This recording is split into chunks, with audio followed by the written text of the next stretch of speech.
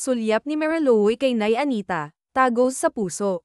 Hindi pa niya nasasabi na ang pangarap na kolehiyo, parang bula na lang. Ang scholarship na pinaghirapan niya, walang saysay na, dahil mas pinili niyang magtrabaho.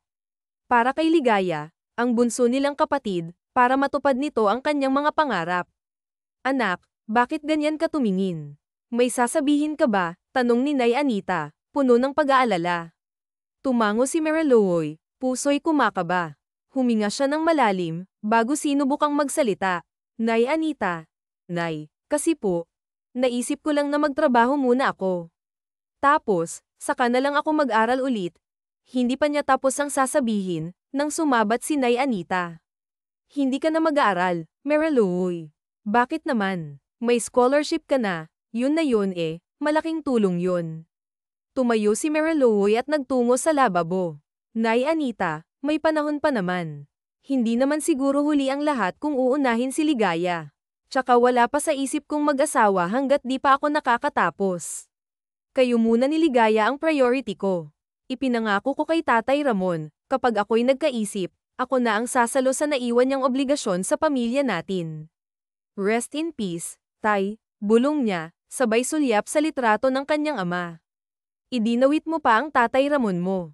Ang sabi namin ng Tatay Ramon mo, pag-aaralin namin kayo kahit gumapang pa kami sa hirap. Dalawa kayo ni Ligaya dapat mag-aaral. Kaya ko pa magtrabaho, malakas pa ako, matigas pa rin si Nay Anita. Nay Anita, huwag na po. Ang tigas talaga ng ulo mo. Nakuha mo na ba ang iyong trabaho na ikaw ay maging katulong sa mansyon ng pamilya Galvez at ngayon mo lang sinasabi sa akin? Wala nang mag-asawang Galvez sa mansyon kaya sino ang a-applyan mo roon? Si Tiyang Doray po, nirekomenda niya ako sa anak ng mag-asawa. Naghahanap daw po kasi ng makakasama sa bahay. May binigay naman po na day off, Sabado-Linggo. Nandito ako, Nay Anita, paliwanag ni Mariloy. Sinong anak ba? Ang alam kong anak lang na mag-asawa ay 2. Panganay Anita na anak daw po. Sigurado ka na ba, anak? Hindi mo naman kailangang sagutin ang obligasyon na naiwan ng Tatay Ramon mo. Maaari tayong magtulungan. Pamimilit ng kanyang nanay Anita, ngunit desidido na siya na lamang ang ako sa lahat.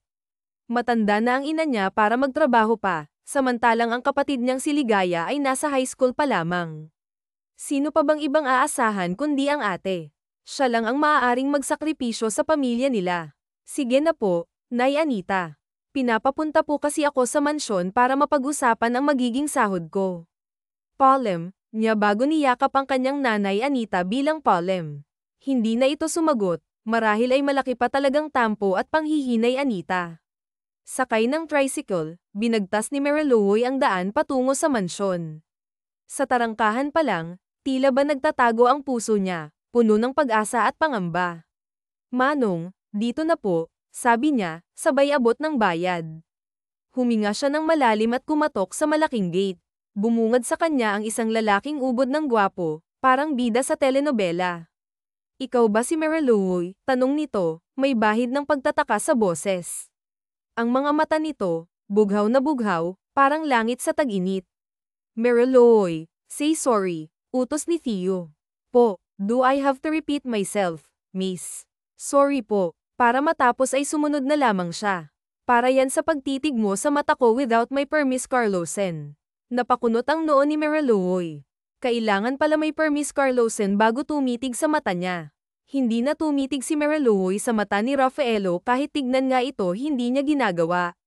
Baka kasi masabihan na naman siya o mapag-sorry na naman siya. So how old are you? 25 years old po.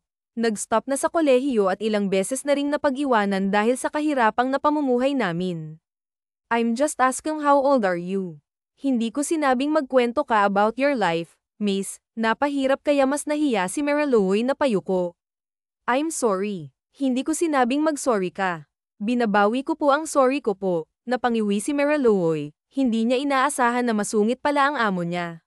Ngunit walang atrasan ito para sa pamilya niya. Mariloy, look at me. Bakit ba nakayuko ka dyan na hindi ka tumitingin sa akin? Naiirita na ang boses ni Theo. Alam naman pala ang pangalan niya kung makatawag pa ng miss sa kanya. Baka po kasi magalit ka. Tumingin na siya kay Theo. Nasabi po ba ni Tia Gloria na humihingi po ako ng day off? Magalang niyang tanong.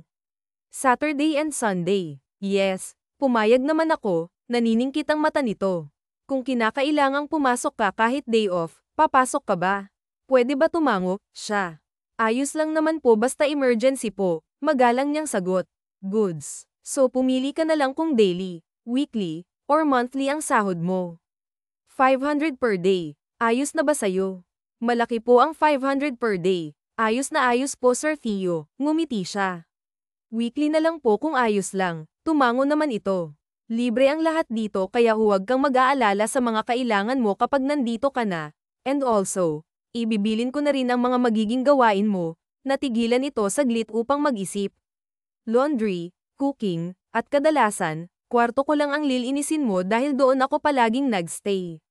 May mga bisita ako at nais ko sanang malinis ang sala at don't worry, pag may bisita akong di nadagdag, may extra cash akong di nadagdag.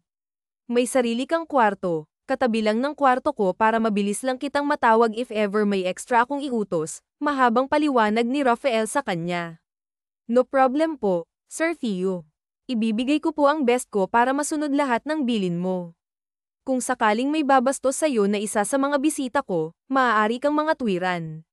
Maaari mo ring sabihin sa akin, bilin pa nito matapos sabihin lahat kay Marilouoy. Umuwi na siya dahil bukas pa naman kasi ang start niya dahil mag-aayos pa siya ng magagamit niyang damit. Tinanaw na lamang ni Rafael si Marilouoy, mukhang soft-hearted ang dalaga. Matiis kaya nito ang pagiging mainitan ng ulo niya. Pumasok na siya sa kanyang silid. Bukas na rin magsisimula si Rafael sa kumpanya, ito ay ipinaubaya na sa kanya ng kanyang parents habang ang kapatid naman niyang si Andres ay abala sa pagiging doktor nito. Iba ang hilig nila kaya siya ang inilagay ng magulang nila sa paghahandle sa business habang si Andres naman ay malaya sa pagiging doktor nito. Nagring ang kanyang cellphone kaya naman agad niya itong sinagot. Hello, nakahanap ka na ba ng maid? Ito ang bungad na tanong ni Carmen. Yep, tipid niyang sagot. Good. Dadalaw ako bukas. Okay, busy lang ngayon. Si Carmen ay ang binili ng mommy niya na tumingin-tingin sa kanya. Paniguradong pagseselosan nito si Marilouoy. Selosa kasi si Carmen dahil baliw na baliw ta sa kanya. Maaga si Marilouoy na nagtungo sa trabaho, ngayon ang nakatakdang araw ng pagsisimula niya. Dalang gamit niya ay bumaba na siya sa mansyon sakayang tricycle na inarkila niya. Salamat po Manong. Wika pa niya bago pumasok na sa gate, nakabukas na naman kasi ta. Dinatnan niyang tulog pa si Rafael kaya nagmadali siyang magluto para sa almusal nito. Natitiyak niyang nais itong mag-almusal pagkagising. Simpleng breakfast lang naman ang naisipan niyang iluto, tipikal na bacon and eggs tapos ay sinangag lang siya. Inilagay na niya ito sa dining pagtingin niya sa hagdan ay nagtama ang mata nila ni Rafael agad siyang umiwas dahil ayaw nitong tinititigan sa mata. Sa isipan ni Marilouoy na itanong niya kung may lahi nga ba si Rafael napakaganda kasi talaga ng mata nito. Andyan ka na pala. Opo sir, almusal ka na po. Nagandahan na po ako ng bacon and eggs at sinangag, sana po ayos lang na ito ang niluto ko.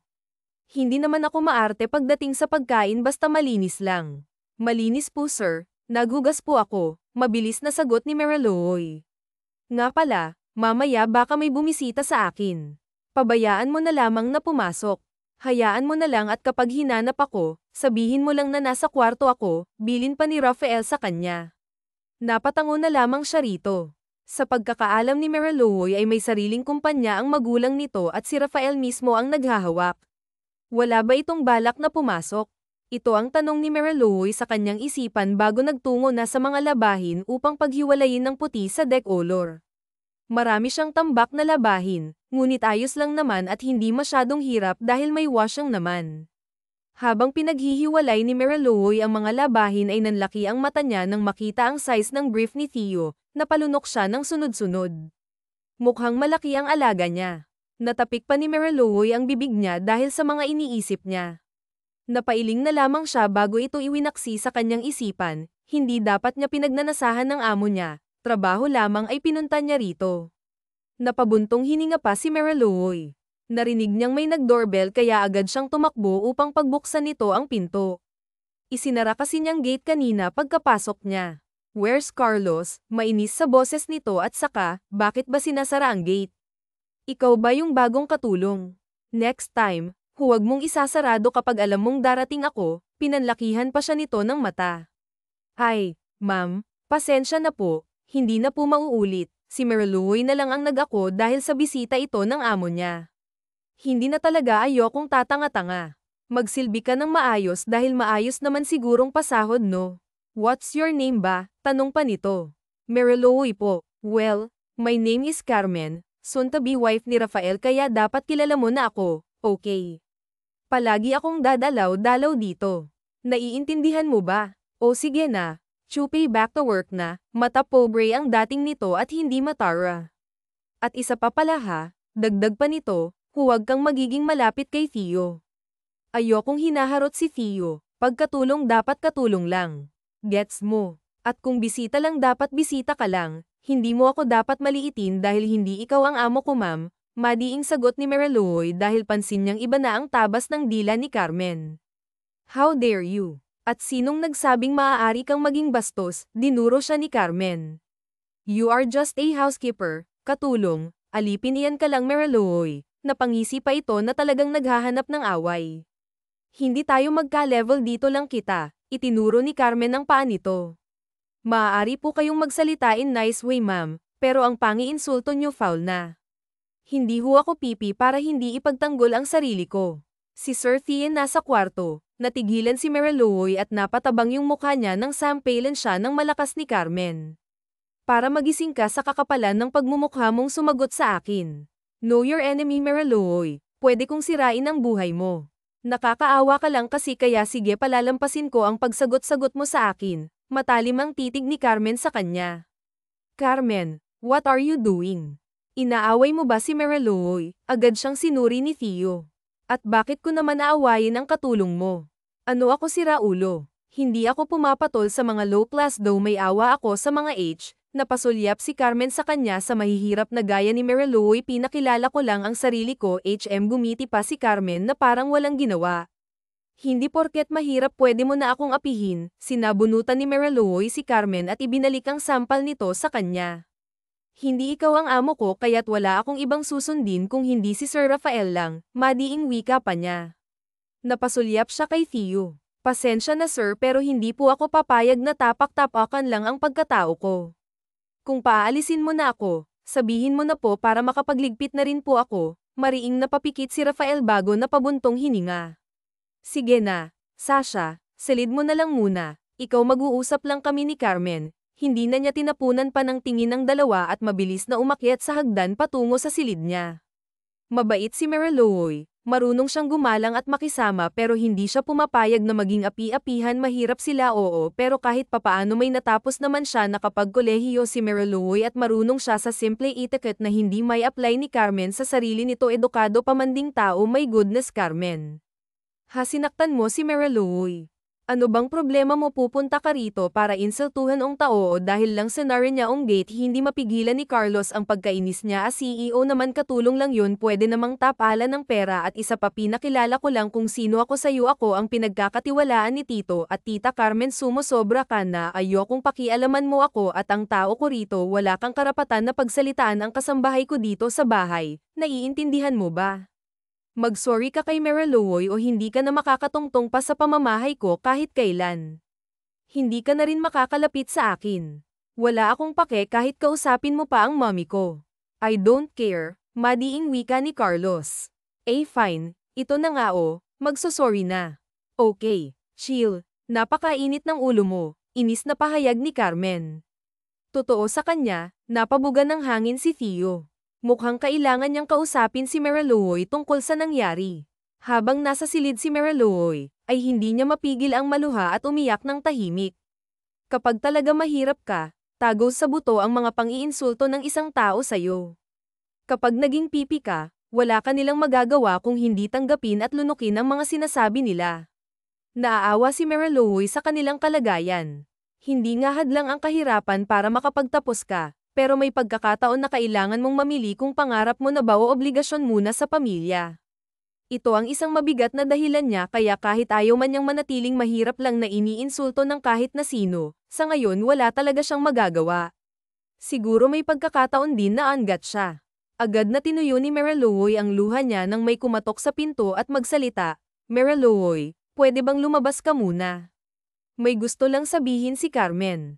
Sandali lang po, Sir Theo, sagot niya bago inay anitaos ang sarili. Pinilit niyang hindi magpahalata na umiyak siya. Lumabas siya't bumaba sa sala kung saan naghihintay si Rafael at si Carmen na kanina lang ay halos late na pati pamilya niya. Kahit na ganun ang naging asal nito o kahit pa nagkasakitan sila'y pinilit pa rin niyang magbigay ng ngiti. Bakas pa rin ang pagiging matare nito at talagang mukhang personal ang galit nito sa kanya. Mariluoy, pasensya na sa mga nasabi ko, tila balabag ito sa loob ni Carmen. Hindi na mauulit ang nangyari.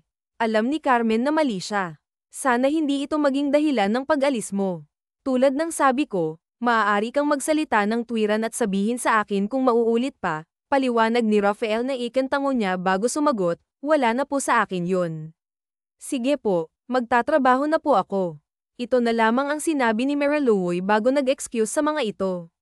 Hindi totoong ayos na sila ni Carmen dahil sa mata at porma pa lang ng kilay ni Carmen, mukhang wala itong balak tantanan siya sa pagtataray nito at pang-iinsulto. Sinabi na lamang ni Mariluoy sa sarili niya na sisikapin niyang huwag patulan si Carmen at umiwas na lamang kung sakaling babalik ito upang magtaray na naman. Tinuloy na ni Mariluoy ang pag-aayos niya ng labahin. Nakapagsimula naman na siya at habang naglalaba, binabanlawan na rin niya ang mga nauna niyang natapos. Napansin na lang niyang tanghali na kaya balak na sana niyang magluto para sa pananghalian ngunit nakita niyang nakabihis si Theo. Ah, sir. Hindi ka po dito manananghalian, takang tanong ni Mariluoy. Hindi na, ikaw na lamang. May meeting kasi ako sa dinner na lang siguro. Mariluoy, pakisara na lang ang gate paglabas ko at kapag wala ako, wala kang ibang aasahan na bisita kaya kahit sinong dumating, huwag mong papapasukin, bili ni Theo. Ah, sige po, sir. Inihatid na niya ito ng tingin ngunit tulad ng una ay hindi niya tinititigan ang mata nito dahil sa mukhang conservative ito. Sa kilos ni Theo, halata na talaga ang pagiging masungit nito kaya kung ano ang inaasal nito ay dapat na siguro siyang masanay Anita. Matapos ang meeting ni Carlos ay hateng gabi na, wala pa siyang kain kaya gutom na talaga siya. Wala na siyang balak dumaan sa restaurant para lang kumain, nais niyang sa bahay na upang after kumain, maaari na siyang mag-shower at magpahinga. Hindi tulad sa labas na magmamaneho na naman siya pauwi. Hindi niya inaasahang mahihintay siya ni Mariluoy dahil hateng gabi na, wala na rin naman siyang balak na istorbohin pa ito. Kaya pagtapat niya sa gate ay pababa na sana siya upang buksan ito nang makita niya si Mariluoy na pinagbubuksan na siya. Nagulat pa siya ngunit agad naman siyang gumarahi at pagbaba niya, kita niyang inaantok na ito. Bakit hindi ka pa natutulog? Hindi ko naman sinabing hintayin mo ako masungit na sabi niya. Naisip ko lang po, sir, na baka gutom ka pag-uwi at gets kung mahihiya kang manggising. Kaya ginawa ko ang lahat para mapanatili kong gising ko. Sandali lang, Sara, iinitin ko lang ang pagkain mo, palom nito bago siya iniwan. Napailing na lamang siya bago hinubad ang kanyang saplot, nagsando na lamang din siya bago nagtungo sa kusina. Naniningkit ang mata niya nang makita niyang nagulat si Mariluoy. Why? Hindi lang po kasi ako sanay Anita na nakikita ko ang muscles mo, Sir Theo, nahihiyang pag-amin nito. Iniinit ko na po, sandali na lang po ito. Ngunit imbes na sumagot ay nagtanong siya sa dalaga, bakit wala ka bang boyfriend? Malamang may nobyo ka at agad siyang utol nito. Wala ho akong nobyo. Priority ko po ang pamilya ko kaya wala akong panahon sa pagnanabina. Tumango siya. Mas mabuti nga kung ganun, tama lang na pamilya muna at sa future muna bago ang kung ano-anong bagay at isa pa puro tambay lang naman ang tao dito. Kawawa ka lang. Hindi naman po dahil sa puro tambay ang mga kaedad ko rito pero ayaw ko lang po talaga. So you mean, ayos lang sa iyong tambay. Mag-isip ka, Mariluoy, itaas mo ang standards mo. Sir Theo, ang sa akin lang basta masipag, magalang sa magulang at may takot sa Diyos at merong pangarap sa buhay. Wala naman akong sinabing tambay ang nais ko, napairap si Theo. Luto na ba yan? Napakadaldal mo, pagsusungit na naman niya. Luto naman na po ito, iniinit ko na lamang. Inilagay na ito ni Mariluoy sa mangkok. Kain na po, aalis ka na po, bakit, Sir Theo, May nais ka pa bang iutos? Takang tanong ni Mariloy na natigilan sa akmasana nitong paghakbang palabas sa kusina. Maupo ka muna. Nais kong may kasama ako habang kumakain. Takot ka po ba sa multo? Natatawa pa si Mariloy. Multo? Hindi totoo ang multo. Mariloy. Huwag kang childish. Kung hindi po totoo ang multo, sino pong nakapasan sa likod mo? Napatulala sa takot si Theo. Takot ka nga po sa multo, sir. Naiiling habang tumatawa si Mariloy. O sige na po, sasamahan na kita kapag hindi ako nakatulog ngayong gabi mag-isa. It's your fault kahit sabihin nyo. Sasamahan mo ako dahil sa pananakot mo, Mariloy, naiinis na sagot ni Theo. Nagjo-joke lang naman si Mariloy ngunit mukhang natakot talaga si Rafael sa sinabi niya. Ayaw na siya nitong pahiwalay at mukhang nais pa siya nitong isama sa silid ni nito. Sir, paalala lang ha. Pambata lang ang multo, panakot lang yun sa bata pero hindi talaga sila totoo. Sinusubukang bawiin ni Mariloy ang nasabi niya. No, sinabi mo na tapos gabi pa ngayon kaya oo. Aaminin ko, takot ako sa multo, Mariloy. This is your fault, gabi na naisipan mo pang mag-joke ng ganyan, ngayon parehas tayong magdusa. Dalawa nakakapit si Rafael sa laylayan ng damit niya. Paalala lang, matutulog na po ako. Iyon na po ang kwarto ko at iyon naman po ang sa inyo, itinuro niya ang katabing silid niya. Yun po, o yun naman yung sa inyo. Malapit lang, sige na po sir huwag na po tayong magpatagal dito sa labas, pagod ka na po. Hindi ba oo pero nawala pagod ko dahil sa lintik na maltong sinasabi mo, napabuntong hininga si Mariloy. Pray lang sir tapos kanta ka ng song ng Superbook, tinapak niya ang balikat ni Theo. Good night po sir. Naputol siya sa sinasabi pa niya ng bamulong si Theo, kahit na ngayong gabi lang patulog muna ako sa silid mo, wala akong gagawin. Ayoko lang mag-isa, Mariloy. We can share naman sa kama right? Pumayag ka na, boss mo naman ako eh. Wala akong gagawin sa'yo at also this is your fault, pakiusap ni Theo. Sasamahan na nga lang kita sa room mo sir hanggang sa makatulog ka na bukas wala na yang takot mo. Ang hirap naman po palang mag-joke sa inyo. Matatakotin masyado, naiiling pa niyang sabi. Pumayag naman si Theo, humiga na ito habang siya naman nakaupo sa gilid at hinihintay na makatulog si Theo. Gusto mo ba sir tapikin pa kita? Pagbibiro pa niya upang matawa ito. Namumuro ka na sa akin ngayong gabi ah, manda ka bukas, Mariloy, inirapan siya nito na binaliwala na lamang niya. Napakasungit, takot naman pala sa multo, nais niyang matawa sa iniisip niya ngunit pinigil na lamang niya ito. Hindi na malaya ni Mariloy na kahihintay niyang makatulog si Rafael siya na ang nakatulog. Nagising bandang 2:00 si Theo, nakita niya si Mariloy na nahihirapan at hindi maayos ang pwesto nito, nakatulog na pala ito. Napapalatak siya bago inihiga ito sa kama niya, inusaglan niya ito upang may space pa siya. Akin naman kasi ang kama kaya ayos lang, napatulog patuloy niya si Mariloy sa silid niya nang wala sa oras, natakot kasi talaga siya sa joke nito.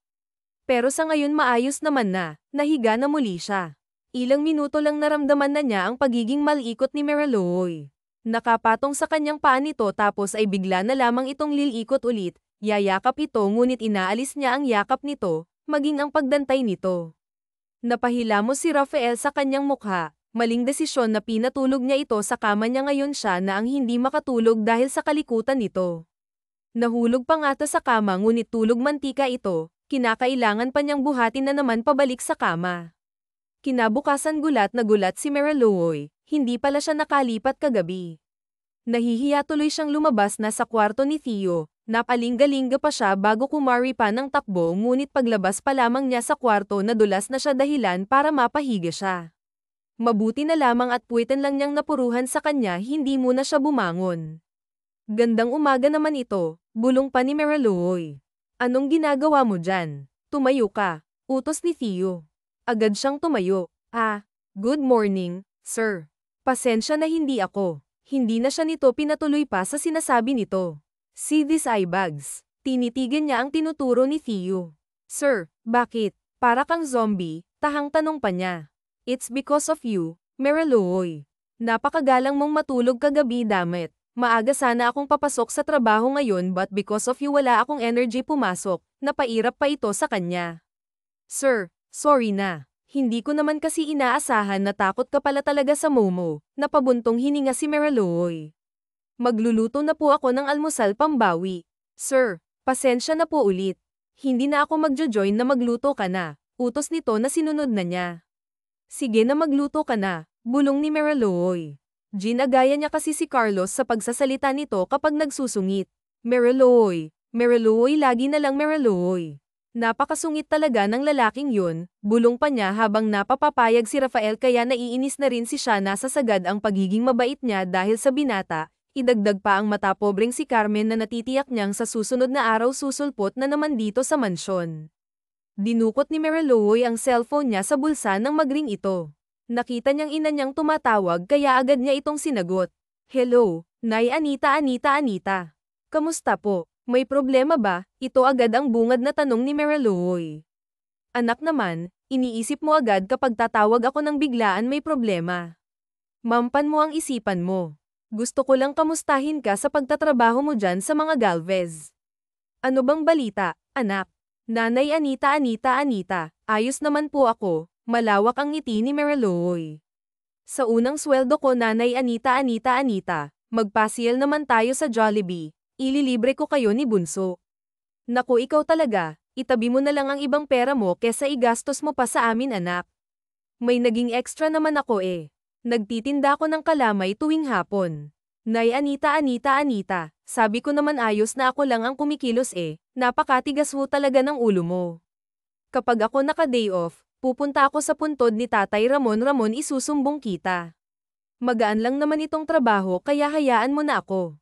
Nais ko lang na kahit papaano makatulong ako sa gastos dito sa bahay. Pandresis anak, paghapon lang talaga tsaka dito lang ako sa mga kapitbahay natin. Napabuntong hininga na lamang si Mariloy. Sige ho Nanay Anita. Tawag na lang ako mamaya at masikuhin lang po ako. Naghain na si Mariloy, tatawagin na sana niya si Rafael nang marinig niyang may kausap. Sinubukan niyang pakinggan kung sino ang kausap nito at narinig niya ang boses ng ama ni Theo. Nagsumbong si Carmen na may attitude daw ang katulong na nakuha mo, marami pang mahahanap na iba kaya huwag kang mahihinang dyan. Ayoko sa taong hindi marunong lumugar, Theo. Dad, let me handle this one. Kilala natin si Carmen, masyado siyang seryoso na wala na sa lugar at bakit tao ko pang pinag-iinitan niya. Pakinggan mo si Carmen, baka gusto lang niya ang best for you. Bakit ba kasi ayaw mong pansinin si Carmen? She's a moral mayaman ang angkan. Don't tell me sa kung sino-sino ka lang pumapatol. Kauri mo hanapin mo. Higher your standards. I want Carmen for you. Napailing si Mariloy. Talaga palang sinisiraan siya ni Carmen sa walang kwentang dahilan. Napabuntong hininga na lamang siya. Talaga ho palang malaki ang galit ni Ma'am Carmen sa akin. Ano pakisabi po na wala akong balak na paguluhin ang buhay ko. Trabaho pera lang po ang kailangan ko. Narinig mo ang usapan namin ni Dad.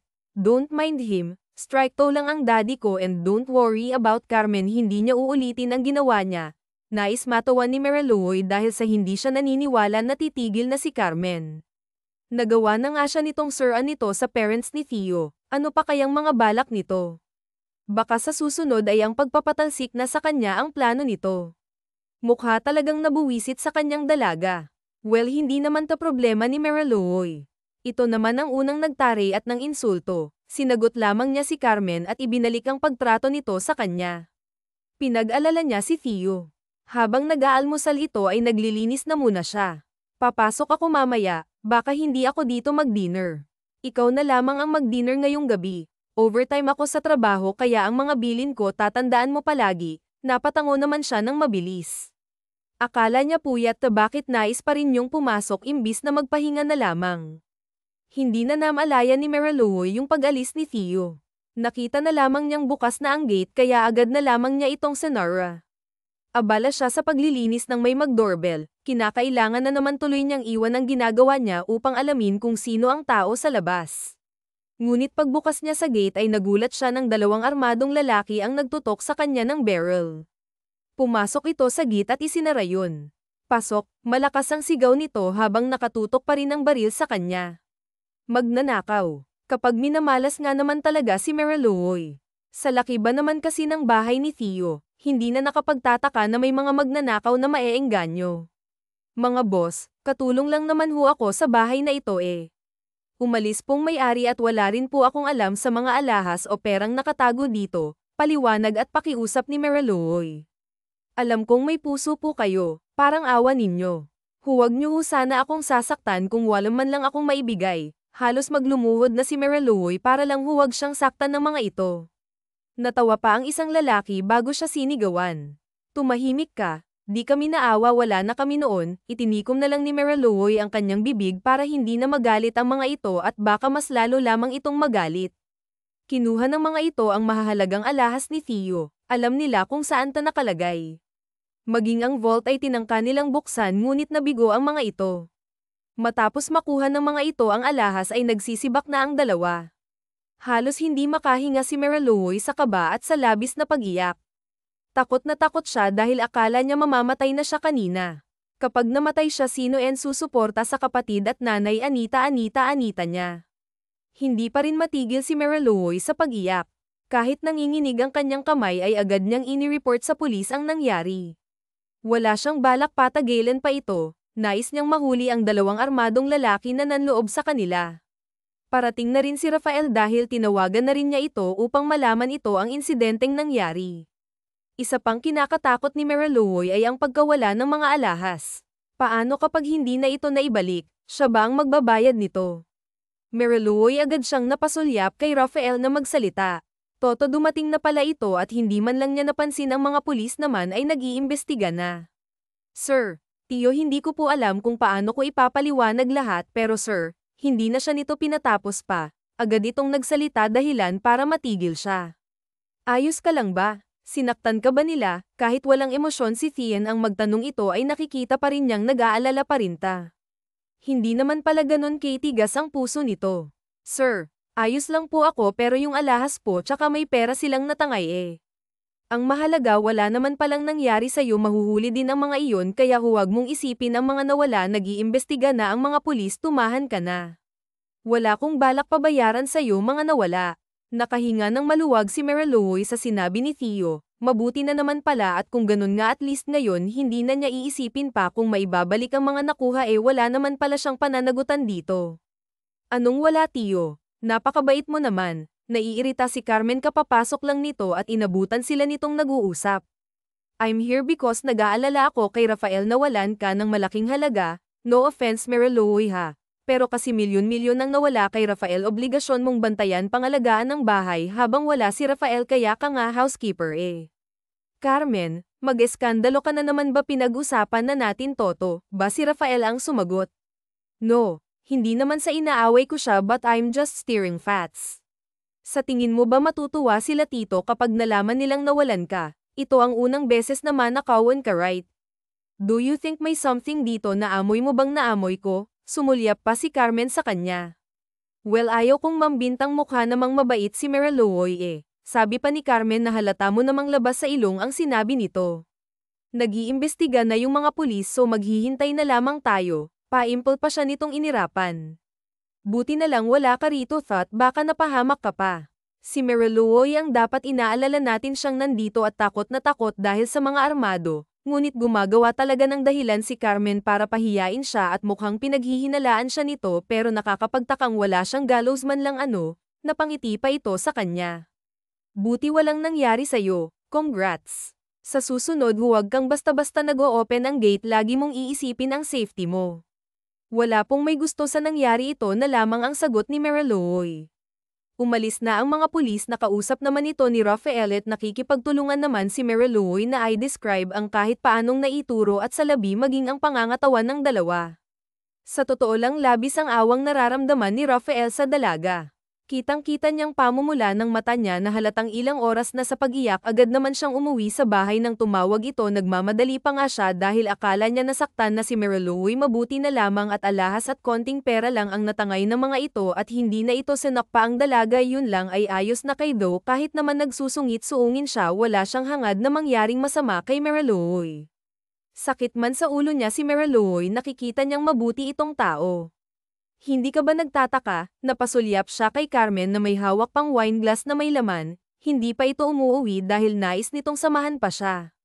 Pinakiusapan rin naman niya si Carmen na wag i-report sa kanyang amang nangyari, magagalit lamang at baka makapagsalita na naman ng masama. Napaka-istrikto kasi ng ama niya at wala itong pinapalampas, hindi nito iniisip ang nararamdaman ng ibang tao, basta nais nito ay sabihin ang nais nitong sabihin, habang ang ina naman niya ay mabait at nakasuporta lamang sa ginagawa niya, maging ng kapatid niyang bunso. Ang ama lang naman nila ang istrikto at palaging nagpupush sa kanila kahit paayo nila. Tinatanong kita kung hindi ka ba nagtataka, pag-uulit ni Carmen, kaya bumalik siya sa diwa niya at natigilan sa malalim na pag-iisip. Saan ako magtataka, Carmen, kay Mariluoy, bago pa lang ang babaeng yun. Nagtitiwala ka na sa kanya, Carlos, matalino ka, huwag kang utu-uto, kaya kung kinakailangan na pati si Mariluoy paimbestigahan mo, gawin mo, wala naman sigurong masama, hindi ba? Ito payo lang naman sa'yo, saw pa rin naman ang desisyon. But I'm a friend, family friend, nais kong mapabuti ka, don't get me wrong, Carmen, hindi ako tanga, chill, wala akong ibang sinabi, nagsasuggest lang ako. Ngumiti pa ito sa kanya na pabuntong hininga na lamang siya. Wala ka bang gagawin? Umuwi ka na, Carmen, kaya ako narito sa bahay, nag-imbestiga na ang mga pulis, napahirap ta. Ayaw mo bang samahan muna kita?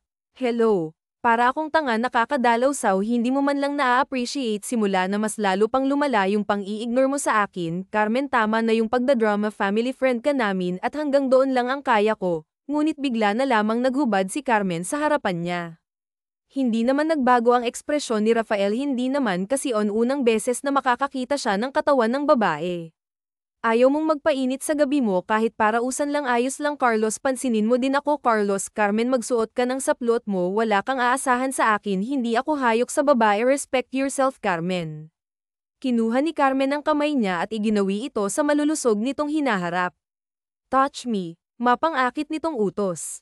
Lumamlam ang mata ni Rafael na pasulyap siya sa pinto dahil hindi naman pala nakasara ang silid niya. Nakita niya ang gulat na reaksyon ni Mariluoy, agad itong nag-iwas ng tingin at nilagpasan ng silid niya.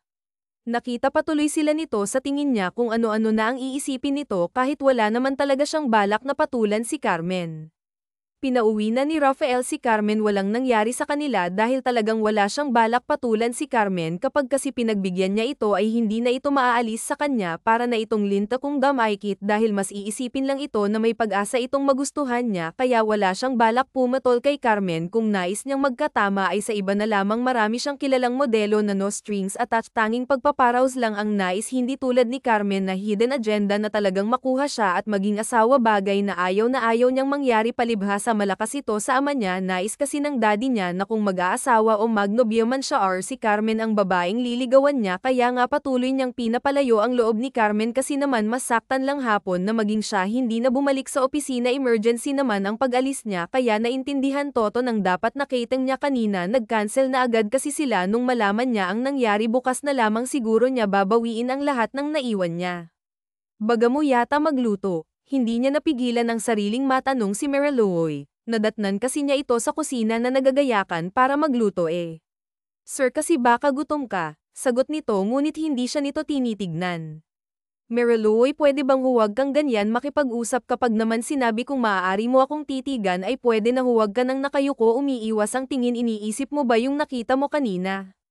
Sir, wala naman po kong pakay sa nakita ko, iisipin ko na lang po na wala akong nakita sa susunod ho, kasi mag-lock ho kasi kayo ng pinto, sabi na nga ba, tama siya, iniisip nga nito na nagtutukaan. Mariluoy, hindi ako pumapatol sa kaibigan, she's a family friend, wala akong balak na sirain yon, iginagalang ko pa rin si Carmen kahit na may pagkasama ang ugali niya, kaya ano man ang iniisip mo, wala yun. Sandali, bakit nga ba nagpapaliwanag siya? Napailing si Rafael bago napabuntong hininga. Basta huwag mong isipin na nagtutok kami kanina, naiirita ako, pagsusungit niya, wala naman po akong sinabi na iniisip ko yun, defense ni Mariluoy. Wala nga, pero halata naman sa mukha mo na yun ang iniisip mo. Huwag mo na akong lokohin, Mariluoy, inirapan niya ang dalaga. Bakit ko naman po lolokohin ang boss ko, sir? Ano naman po ang gagawin mo? Labas na po ako doon. Katulong po ako dito at hindi tsismosa o investigador, napailing si Mariluoy. Pero sir, pasensya na po talaga sa nangyari Sana po, kung mas naging maingat ako, wala sanang makakapasok na magnanakaw. Ano bang sabi ko sa'yo, Mariluoy? Napapalatak si Theo. Sabi ko huwag mo nang isipin ang nawala dahil mas mahalaga ang buhay mo kaysa sa mga yon. Madaling kitain ng pera, Madaling maibalik ang mga alahas pero ang buhay ng isang tao, walang kapalit yan. Masungit ako, may ugali ako pero hindi ako masamang tao. Napaawang ang labi ni Mariluoy sa sinabi niya. Oh, baka ma-inlove ka sa akin ha. Masasaktan ka lang gaya ni Carmen, nakangising sabi pa niya. Napakamot naman si Mariluoy sa ulo nito dahil sa sinabi niya. Kinabukasan ay may update na sa mga magnanakaw. Ito ang ibinalita kay Rafael ang mga pulis. Maaga siyang gumiyak para alamin ang lahat at puntahan sa presinto ang nanloob sa mansyon. Si Mariluoy naman ay hindi na niya pinasama dahil ayaw na niyang mag-alala lamang ito at matakot kaya hindi na niya sinabi na nahuli na agad ang dalawa. Hinay anita-anitaan lamang niyang gawin ang routine nito. Nagpaalam na lamang siya na may pupuntahan, bagay na hindi naman tinanong pa ni Mariluoy. Tumango lang ito sa kanya bago isirado ang gate. Mabilis naman siyang nakarating sa presinto. Nagulat pa nga siya dahil nandun rin pala si Carmen. Ayaw talaga nitong papahuli sa nangyayari. Napailing na lamang siya't nilampasan ng dalaga kahit pabinati siya nito. Wala siyang balak magpanggap. Sinukat pa, tinignan niya ng masama ang dalawang magnanakaw. Kung nakakamatay lamang ang titig niyang kasing talam ng bagong hasa na itak ay baka patay na ang dalawa sa mga oras na ito. Napakalakas ng loob niyong pag nakawan ako, napangisi siya. Pasalamat kayo't hindi niyo sinaktan ang kasama ko sa bahay dahil kung nagalusan niyo si Mariluoy, hindi ako papayag na makulong lang kayo, madiing wika niya. Kumalma ka nga Carlos at pagsalitain mo muna ang mga pulis, si Carmen ngang samaway sa kanya. Sige, sir, ipaliwanag mo na, utos pa nito sa mga pulis. Sir Theo, itong dalawa na ito, turo ng pulis sa nakakulong, sila ay kusang sumukot ibinalik ang mga ninakaw nila. Well, that's good to know, mabutit mahal nyo pa ang buhay nyo, malamig na sambit niya. Pero sir, may inamin ang dalawa na talaga namang hindi rin namin inaasahan. Ano pa? Ako diba, napairap si Carmen. Sabi na nga ba tama ang kutob ko, hirit pa nito.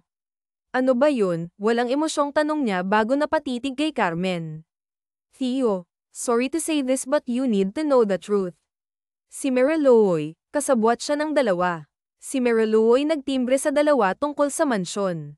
Well, alam naman natin ang dahilan bakit niya nagawa yun, pero bakit sao ba pinagtanggol mo pa naman din sa akin? Napakabait mo sa kanya, paano kanyang trinay anita-anitador, ayaw maniwala ni Theo. Hibang ka na ba? Bakit mo ba pinagbibintangan si Mariluoy? Sir, totoo ang sinabi ni ma'am. Galing po mismo ta sa salaysay ng dalawa at pinirmahan nila ang kanilang salaysay, hindi makapaniwala si Rafael sa nalaman niya. Paano nga bang nagawa ta ni Mariluoy? I told you, Theo, may something sa babaeng yun. Mukha lang maamo pero may tinatago palang kasakiman at pagiging traidor. So, ano na ngayon ang plano mo? Mas mabuting tanggalin mo na siya. Hindi siya kumibo. Napasulyap siya sa dalawa na hindi makatingin sa kanya. Hindi ko iaatras ang demanda ko. Ikulong niyo ang dalawa na yan. Utos niya bago lumabas na sinundan siya ni Carmen. Theo, sandali, Carmen. Kahit ngayon lang tigilan mo muna yung pangungulit sa akin. Kung ano man ang gagawin ko, desisyon ko na yun, wala ka ng pake, galit na sigaw ni Theo. Hindi siya makapaniwalang trinay anita-anitador siya sa sarili niyang pamamahay. Wala sa isipan ni Mariluoy kung ano bang nangyayari kaya naman masaya lang niyang ginagawa ang tungkulin niya. Naisipan pa nga niyang mag-bake ng cookies para kay Rafael pasalamat lang dahil sa hindi siya nito sinusungitan. Napakabait pa rin naman pala nito kahit na may pagkamasungit. Likas na siguro talaga sa lalaki ang pagiging masungit. Kahit naman masungit si Rafael ay alam naman ito kung kailan magiging mabait at iniintindi nito ang nararamdaman ng isang tao. Humahanga siya kay Rafael dahil sa ipinapakita nito. Mariluoy, ang boses ni Rafael ay parang hindi talaga maganda ang mood nito, iba ang aura nito. Napangiti pa rin siya bago sumagot, sir, nakabalik ka na po pala.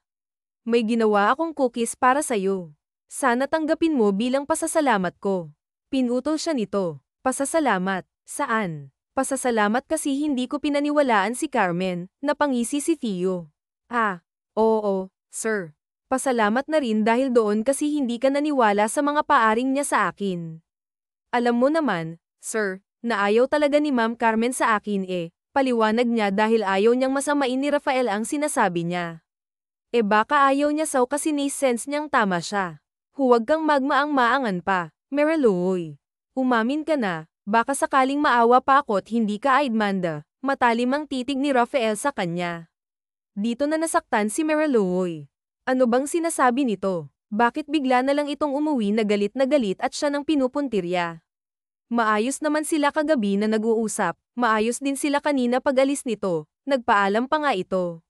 Ngunit bakit ngayon galit na ito sa kanya? Pinagsasalita kita, Mariloy, sigaw ni Theo. Sir, ano po bang sasabihin ko? Ano bang sinasabi mo, sir? Diretsuhin mo na kasi ako para hindi naman ako mukhang tanga na humuhula rito at talagang nagmamaang-maangan ka pa. Sige, Mariloy, pagbibigyan kita. Naiintindihan ko na ayaw mong mapahiya pero Mariloy hindi mo ta matatakasan. Bakit mo ako tinraidor? Bakit mo kinuntsaba ang dalawang magnanakaw? Gets kung kailangan mo ng pera panustos sa kapatid mo. Pero isang malakas na sampal ang nakapagpatigil kay Theo. Isang malakas na sampal sapat na para mahimasmasan sa mga pang-iinsulto na rinig niya sa mga oras na ito. Unang-una, Sir Doe, madiin ang pagsasalita ni Mariloy. Dugot pawis ko ang puhunan ko para kumita ng pera upang may maitustos sa pamilya ko. Wala akong ipinanghihingi piso para ipanggamot ka. Kung siya ang nagsabi dahil taga sa buto ang galit niya sa akin pero ito lang masasabi ko ha. Mahirap kami sir oo, pero hindi kami magnanakaw. Hindi ako pinalaking manloloko, sakim, traidor o magnanakaw. Wala akong ginagawang masama para mag-sorry, magmamakaawa at magpaliwanag sa'yo. Tanging kasalanan ko lang ay ang hindi pag-iingat, lumuluha si Mariloy. Ang hirap maging mabait, ang hirap maging maintindihin at ang hirap maging mahirap kasi kadalasan kami yung inaabuso. Nagagawa niyong mabaliktad kasi ano ba kakayahan ko? Kahit sabihin kung wala akong kasalanan, hindi mo ako paniniwalaan kasi binulag ka na ng mabilis mong paniniwala. Asahan mong wala na ako mamaya. Salamat sa isang linggo na pananatili ko rito. Tumalikod na si Mariloy na patuloy lang sa pagluha. Nagtungo na siya sa kanyang silid upang ayusin ang mga gamit niya. Mariing napapikit si Theo. Tama nga ba siya ng pinaniwalaan? Napahilamos niya sa kanyang mukha bago napaupo. Sa mga oras na ito alam niyang umiiyak si Mariloy habang nag-iimpake. Nais niya itong puntahan sa silid nito ngunit nagdadalawang isip siya kung susuwayin ba niya ang desisyong nabitawan na niya. Mag-isip ka, Theo, bulong niya sa kanyang sarili. Malalim siyang napabuntong hininga bago tumayo at akmang aakyat sa hagdan nang makita niyang pababa na si Mariloy. Hindi na ito umiiyak ngunit alam niyang galing ito sa pag-iyak, bakas yun sa mata ng dalaga. Hindi siya nito matignan. Mauna na ako, sir, paalam ni Mariloy ngunit pinigilan siya nito. Huwag ka na munang umalis. May mga bagay muna akong aalamin na ako lang ang kikilos. Pasensya ka na sa mga nasabi ko, sumobra ako at lumagpas, di ko dapat yun ginawa. Pagpasensyahan mo na ako, Mariloy. Nabitawan mo na po, sir. Bakit mo pa babawiin? Paniwalaan mo na si Ma'am Carmen. Okay lang po naniwala kasi ako sa sinalisin ng dalawang magnanakaw, pinirmahan nila at ipinaliwanag sa akin ng pulis. Kahit ikaw naman ang nasa sitwasyon ko, maniniwala ka rin. Hindi ho ako maniniwala. Unang-una wala silang ebidensya na ako ang kasabwat nila. May pinakita ba sila may connect ba kami? Hindi ako abogado at ayoko ring magmarunong sir pero dahil lang sa sinabi nila maniniwala ka na eh. Kung ganyan sa korte ba't kailangan pa ng hearing bakit kailangan pang mag-imbestiga pwede naman palang maniwala sa sabi-sabi lang eh kapag kasi mahirap sir no, palibhasa iniisip nyo na gagawin ko yun eh para sa ikakaganang buhay na namin but sir no hindi ko ho yun gagawin. Si Carmen hindi ko alam saan niya nahuhugot ang galit niya sa akin pero sumosobra na ho siya. Mariloy, hayaan mo akong bumawi. O sige mag-iimbestiga ako. Uulitin ko humihingi ako ng pasensya sa mga sinabi ko hindi muna ako dapat nagbitaw ng salita. Mas mabuti nga siguro sir na malinis ko muna ang pangalan ko bago ako bumalik dito o baka hindi na siguro ako babalik. Sir ito ang sagot ni Mariloy na mas nakapagpa-frustrate kay Theo. Sa ngayon sir uuwi na po muna ako Sabado naman na po bukas awasan mo na lang sir ang sahod ko ngayong araw mauna na ho muna ako. Umalis na rin si Mariloy. Mahinang napamura si Rafael bago tinawagan ng isang pulis na kasamang hamuli sa dalawang magnanakaw palihim niya lang itong tinawagan at pinapanta kahit pa binawi ni Carlos mga sinabi nito mas minabuti na muna ni Mariloy na umuwi. Sabado naman na bukas day off na niya, wala siyang sinabi sa kanyang nanay. Anita ang pinalusot na lamang niya ay lalaban niya ang mga damit kaya marami siyang inuwi. Si Luwayway ay napansin ang pananamlay niya kaya palihim siya nitong kinausap. Ate, may nangyari ba? Umilti siya sa kanyang kapatid. Wala naman. Ba't mo na itanong? Kasi ate, kilala kita, may nangyari ano? Oh, sige na, magkwento ka na sa akin. Huwag kang mahiya, iyak ka kung kailangan mo. Napabuntong hininga siya bago nagsalita. Humahanga pa naman ako sa amo ko tapos biglang ginanon niya ako kaya ayon, inalisan ko muna tsaka sana magising siya sa sampal na ibinigay ko sa kanya. Napakunot naman ang noo ni Ligaya. Sir, sorry, ngayon lang, iniingatan ko lang ho kasi na walang makakapansin sa akin. Ayoko pong madamay sir kaya aamin na po ako. Ito ang bungad ng humahango na pulis habang kinakabahan. Napatango si Rafael bago sumagot. Ito na yung pera mo, reward sa pagiging matapat mo. Sige, sabihin mo lahat sa akin kung ano talaga ang totoo. Napabuntong hininga muna ang pulis bago nagsalita. Sir, ang totoo, wala talagang kinalaman ng kasambahay mo sir to.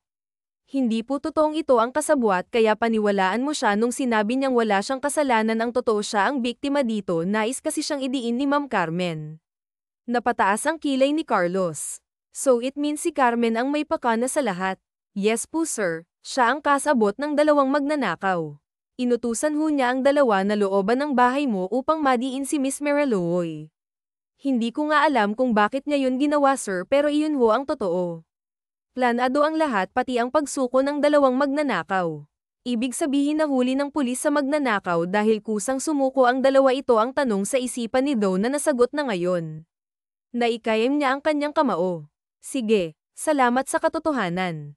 Pakibantayan ng dalawang magnanakaw. Ayokong makakawala sila at yung kasamahan mong pulis, lahat sila ipatatanggal ko. Magmasid ka lang, akong bahala sa lahat, bilin pa niya. Tumango naman ito at nagpaalam na agad. Tinawagan ni Carlos si Carmen upang kitain toto. Agad naman itong pumunta, wala itong kaalam-alam na alam na niya ang kabulastugan ni Carmen. Nagawa pa talaga nitong ipanakaw ang mga alahas niya para lang madiin si Mariluoy. Sagad na ang kabaliwan nito at kailangan na niya itong putulan ng sungay. Maging ang koneksyon niya kay Carmen ay tatanggalin na niya. Ibaba na rin niya ito sa subdivision upang hindi na ito makapunta pa sa mansyon. Kahit sa kumpanya ay hindi na ito makakatungtong. Hi, Himala at Inay Anita. Amo akong lumabas, so nakaalis na ba si Mariluoy? You know what, hindi mo naman kailangan paong babaeng yun, handa ako maging katulong mo, ako na lamang mag-aasikaso sa'yo. Nakangiti pa ito. Napangisi siya. Napakagaling mong umarte ah. What do you mean? Kinakabahan si Carmen. Alam mo, pasalamat ka't kinilala pa kitang family friend, pero ngayon putol na tayo. Carmen, huwag ka nang magpapakita sa akin kahit kailan. Kung ayaw mong asuhan kita sa ginawa mo sa ngayon, palalampasin ko na naman. Carmen, ano bang sinasabi mo? Patuloy lang ito sa pagmamaang-maangan. Huwag mo akong gawing tanga. Carmen, hinawakan niya ng mahigpit ang braso nito.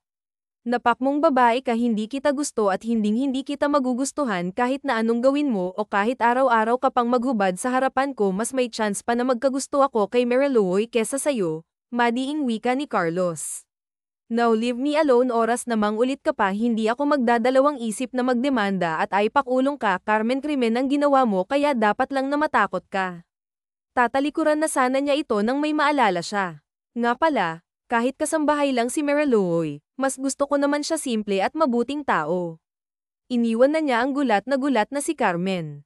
Lumipat pang 2 araw, dapat sa mga oras na, nasa mansyon na siya at naglilinis, ngunit pinili ni Mariluoy na huwag na munang bumalik. Nagdahilan na lamang siya sa kanyang ina at kapatid kahit panong nakaraan pa naguguluhan si Ligaya sa mga sinasabi niya. Anak-anak, may bisita ka. Sigaw ng nanay Anita niya, kaya naman natigilan siya sa pagmumukmok at nilabas ang bisita.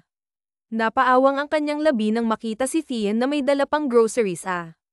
Anong ginagawa mo dito sir? Nahuli man ng sir niya, idinugtong pa rin niya dahil paggalang sa boss niya.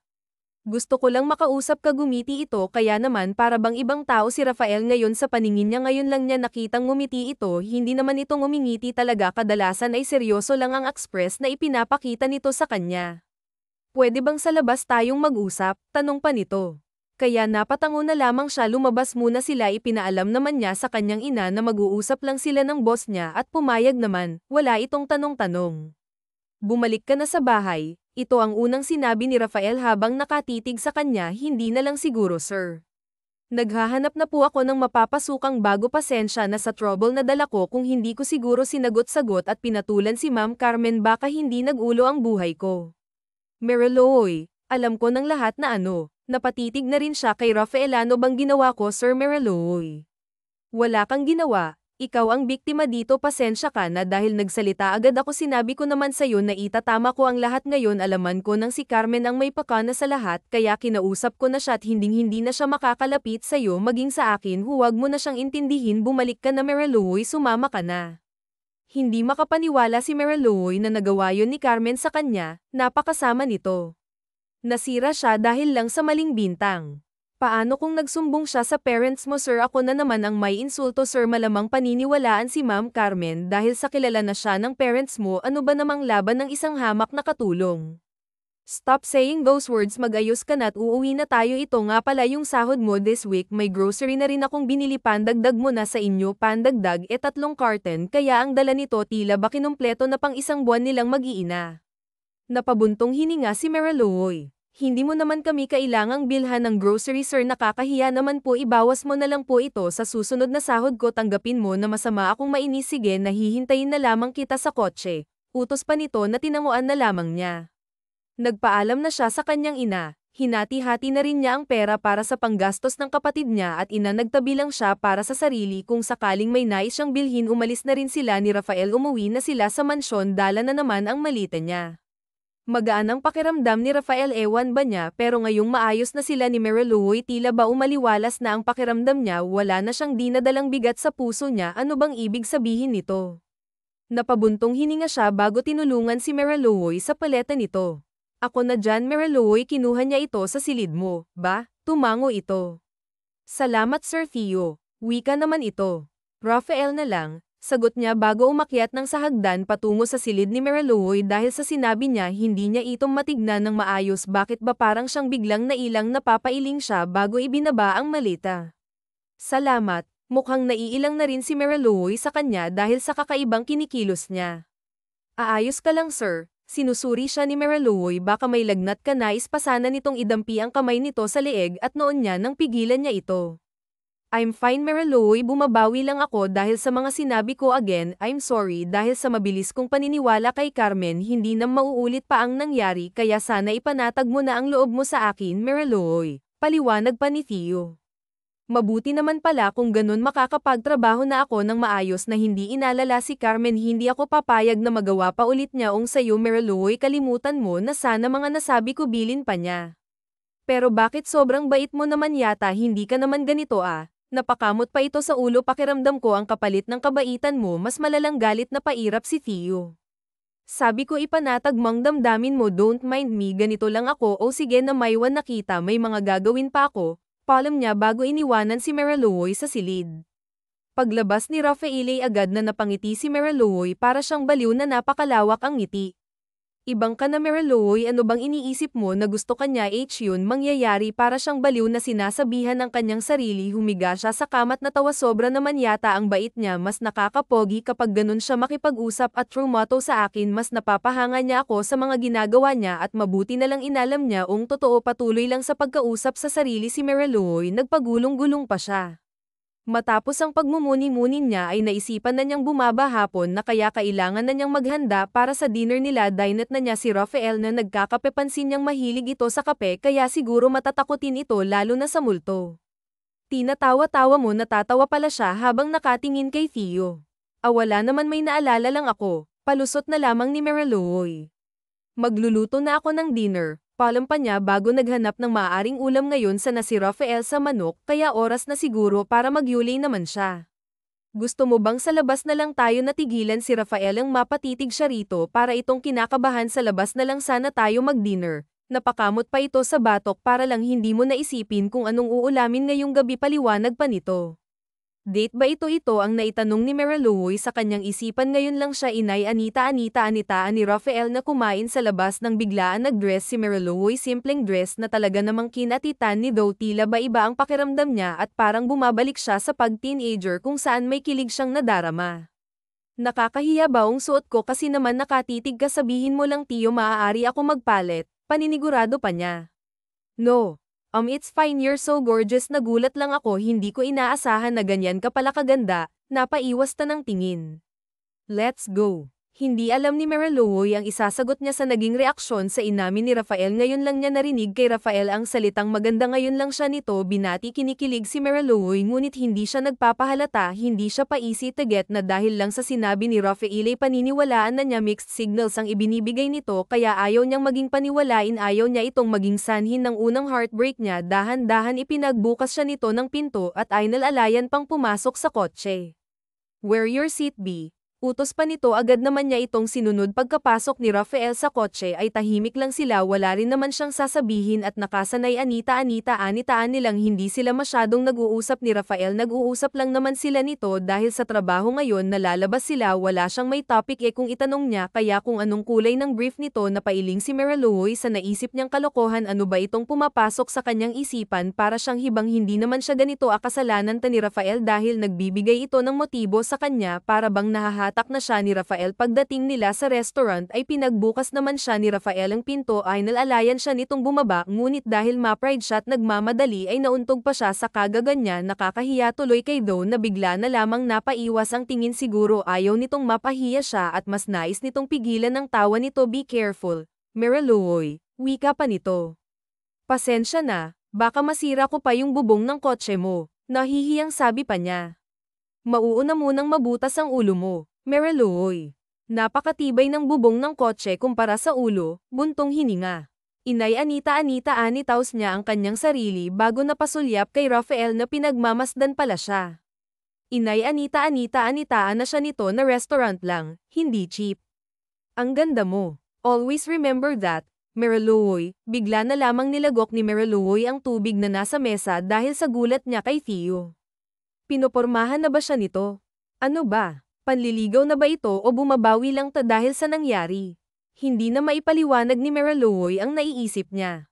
Napangiti si Theo. Masaya siya nakitang nag-e-enjoy si Mariluoy sa kinakain nito. Nahihirapan siyang mag-elegante kaya naman nagkamay na ito at sinabayan niya ito. Wala namang masamang magkamay. Nakatingin sa kanila ang mga tao at hati ang opinyon.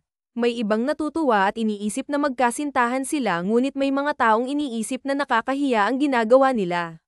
Ngunit ang mas gusto ni Rafael aminin man niya o hindi ay ang iniisip ng iba na magkasintahan sila. May problema ba sa mukha ko? Napansin siya ni Mariluoy na nakatitig sa kanya.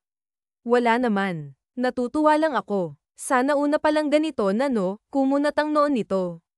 Ha, you make me want to be a better man. Natigilan sa sunod-sunod na pagsubo si Mariluoy. Nakatitig ito sa kanya at hindi alam ni Rafael kung papaano niya babawiin ang kanyang sinabi dahil mukhang nabigla ang dalaga ngunit bigla itong sumenyas sa nabubulunan kaya naman sa gulat ay bigla siyang tumayo at tinulungan itong maalis ang bumabara sa lalamunan. Nag-alala din ang mga taong kasabay nilang kumakain at ang mga staff sa restaurant ay tatawag na sana sa ambulansya ngunit naaga pa naman.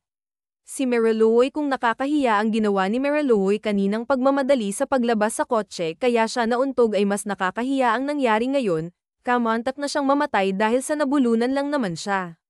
Ngayon ay nasa kotse na silang dalawa, hindi makakibo si Mariluoy habang si Rafael tila ba nag-iisip. Plano na sana niyang magsalita na si Carlos. Kalimutan mo na yung nangyari kanina, bili nito bago napasulyap sa kanya. Ayos na ba yung pakiramdam mo? Hindi na ba masakit ang lalamunan mo? Pasensya ka na sa iskandalong ginawa ko kanina ha. Ito lamang ang naisagot ni Mariluoy bago napayuko. Inangat ni Rafael ang mukha niya. Ang cute mo. Totoo. Anong cute sa muntikan ng mamatay? Ito ang naisisigan na tanong ni Mariluoy ngunit napabuntong hininga na lamang siya. Mukha akong baliw, bulong na lamang niya bago napailing. For me, cute ka. Stop saying those words. Imbes na i-down mo ang sarili mo, bakit hindi ka? Pinutol niya si Theo. Bakit hindi Magdi? Natawa ito. Isa pang nakaka-turn on sa'yo yang humor mo. I think, natigilan to't napatitig sa mata niya. I think gusto nakita, Mariluoy, pag-amin ni Theo. Gusto mo ako? Seryoso ka ba? O baka naman trip mo lang, natawa pa si Ko sa sinabi niya. Kung mantitrip ako, Marami akong maaaring pagtripan na babae imbes na ikaw. Medyo napahiya si Mariluoy sa part na oo nga naman may point naman, kaya lang hindi siya agad naniniwala. Final na ba na ako talaga ang gusto mo? Mas maganda sa akin. Housekeeper mo lang ako, Theo, paalala ni Mariluoy. Bakit ba palagi mo nalang binababa ang sarili mo? Hindi nakakababa para sa akin kung housekeeper ka. Alam ko ang nararamdaman ko. Mariluoy and I like you. Pag-amin ni Doe na talaga namang hindi niya inaasahan. Matapos ang pag-amin ni Rafael sa kanya ay hindi na alam ni Mariluoy kung magiging maayos pa bang samahan nila bilang mag-amo o bilang manliligaw na niya si Doe. Naguguluhan na talaga siya. Malalim yata yung iniisip mo, tungkol ba to sa pag-amin ko? Alam mo Mariluoy, hindi mo ako kailangang ituring P.M. ituring mo ako bilang ako, pwede ba yun? Pakiusap ni Rafael sa kanya. Pero papaano ang parents mo Carlos? Nakakahiya na nandito lang ako bilang katulong tapos liligawan mo ako iisipin ng iba na inakit lamang kita kaya ko nakuha ang loob mo. Ito ang inaalala ni Mariluoy. Ako na ang bahala sa lahat walang makakapang-apisaw kapag sinabi kong gusto kita paniwalaan mo ako, Mariluoy. Ngayon lang ako nahibang ng ganito sa isang babae sa loob ng mixing panahon I like you.